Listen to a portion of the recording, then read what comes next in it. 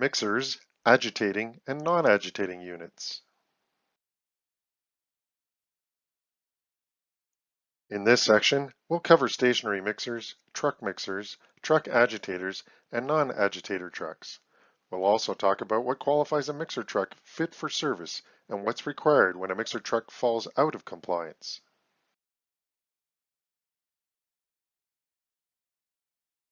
We talked about stationary mixers when we were discussing the different types of concrete production plants. Here we touch on it again with one further stipulation, that it needs to be evaluated for mix uniformity if only truck agitator or non-agitator equipment is used to deliver the product to the job site.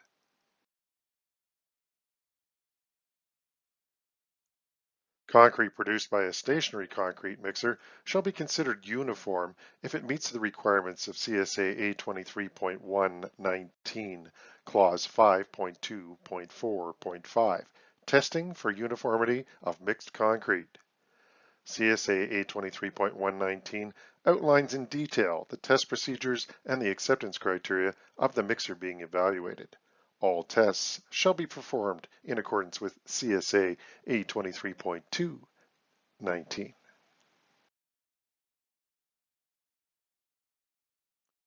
If mixer trucks are used to complete the mixing of all the ingredients and they're maintained in good working order with fins having less than 10% wear and there's no substantial buildup of hardened concrete in the mixer drums, this requirement can be waived. A truck mixer, or transit mixer as it's sometimes referred to, is a concrete mixer mounted on a truck or other vehicle used for the complete mixing of concrete ingredients after they've been batched at the plant. The quality, consistency, and uniformity of the concrete produced using a truck or transit mixer is strongly dependent on the physical condition of the mixer. Let's take a moment to drill down on some more specifics of mixer trucks. A mixer truck needs to be operated properly and maintained in good working order to produce and deliver uniform concrete consistently. A properly operated and maintained truck mixer will uniformly mix all of the raw materials, provide uniform air entrainment, and efficiently discharge the concrete. Mixer size rating is a function of the total drum volume. But it's not only about size. Shape comes into play, as well as the plastic properties of the concrete on board and the conditions or grade changes of the route that it's hauled along. Axle loads are limited by road regulations, and sometimes these are reduced substantially during season transitions through road bans. Depending on the design life and condition of some routes, road bans may be in place year-round, requiring mixer trucks to haul volumes well under their rated capacities. Safety is a big factor that limits the capacity of a mixer drum and is driven by the angle and overall dimensions of the drum, which determines both the horizontal and vertical centers of gravity. The inner shell of the mixer drum should be made of abrasive resistant steel and thickened toward the head, where mixing and gravitational forces on the granular payload abrade the drum interior. All seams should be butt welded 100% both inside and out. Blade lips should have hardened surfaces to ensure long life. It's pretty simple. Mixing takes place when the drum rotates in one direction, and discharge occurs when the drum is rotated in the opposing direction to that when mixing. Examples of mixer blade configurations include the London T blade or the Jagger J blade. If you're auditing a facility where all loads are either dry batched or shrink batched, where mixer trucks are providing either all or a significant portion of the mixing, inspection of mixer drums for fin wear and hardened concrete buildup is of prime importance. CSA says that if the mixer truck is not equipped with a revolution counter, then the time required to complete 70 revolutions at full mixing speed must be posted in the driver's cab. Please check trucks for revolution counters, and where absent, look for the posted time requirement for 70 revolution in the driver's cab. It should be dated and checked at regular maintenance intervals. Most truck mixers are also employed as truck agitators once they've left the production facilities. Check each unit to ensure they're equipped with mixer serial plates.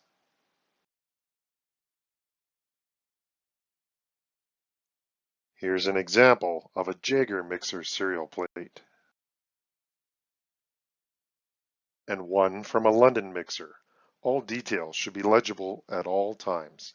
Missing or broken plates must be replaced. The Truck Mixers Manufacturers Bureau, or TMMB, provides performance standard plates based upon manufacturing standards for truck mixers. TMMB provides standards for drum volumes, maximum water tank capacities, water measurement requirements, safety hatches, mixing speeds, agitating speeds, and data plates. When it comes to truck mixer, truck agitator, truck non-agitator inspection portion of this audit, to satisfy the requirements of this certification program, there are two options. Option A puts the onus on the producer to make sure they inspect their trucks and complete the form included in the audit checklist entitled Summary of Fleet Condition Concrete Producer. The plant auditor is required to review the summary of fleet condition inspection records and to inspect at random 25% of the producer's fleet against those records and list the trucks inspected by the auditor in the completed audit checklist submitted for certification. A copy of the producer's summary of fleet condition report should be included with the audit checklist submission as well. Any vehicles rented or shared from other producers must be inspected for condition by the producer seeking plant certification before being put into use, and records of those inspections included along with the completed summary of fleet condition concrete producer form. Option B requires that the plant auditor inspect all of the truck mixers, agitators, non-agitators of the producer's fleet that are declared available and suitable for use by the producer, using the Summary of Fleet Conditions Plant Auditor form included in the plant certification audit checklist. This option is not recommended as it is often time-consuming and may require the auditor to make several visits to the facility to inspect all active vehicles in the fleet. In particular, this may not be a practical option for producers with large fleets or for those who share fleets amongst several operating sites. It is therefore recommended that the producer conduct an inspection of all of the vehicles used at their locations using the Summary of Fleet Condition Concrete Producer form before setting the date for plant audit. To make efficient use of the time required to inspect trucks, it is suggested that this task be tackled at the opening or closing of the operations business day. However, any appropriate time may be selected at the mutual convenience of both the producer and the auditor. Using the audit checklist, look at the condition and wear of charge and discharge openings, as well as all of the chutes, chute extensions, and hinges. All of these should be free of any appreciable accumulations of cement and concrete, and all hopper and chute surfaces should be clean and smooth to prevent contamination or spilling when loading the mixer or segregation upon discharge. Once again, be sure to look for the manufacturer's and/or TMMB serial plates for each mixer. If any are missing, note it as a deficiency for correction on the audit checklist. Note that the mixer has demonstrated the capability of operating satisfactorily at the manufacturer's recommended speed for mixing and/or agitation. On units equipped to batch water, the equipment should be in proper working condition, gauge glasses clean and legibly graduated, water pump or injection system in good working order, and a measurement of water dispensed spot checked against the sight gauge or meter reading. Sight glasses are not required in freezing weather. In the absence of sight glasses or water meters, records should be kept of checks of water flow rates into the drum. A spot check should be compared to the recorded flow rate on file for the mixer being checked. CSA stipulates that if some or all of the mixers have blade wear that appears to be more than 10%, a within-batch uniformity test should be performed on the worst mixer. If the worst mixer meets the CSA requirements for within-batch uniformity, then mixers of the same design and blade condition may be regarded as satisfactory. If any mixer fails to meet the within batch uniformity, it must be rejected and it cannot be used until it passes a retest. Also, the rejected mixer is not eligible for retest until the root cause of it failing the within uniformity test is identified and corrected. Agitating units typically consist of drums or containers mounted on trucks or other vehicles in which completely mixed concrete is kept sufficiently agitated during delivery to prevent segregation.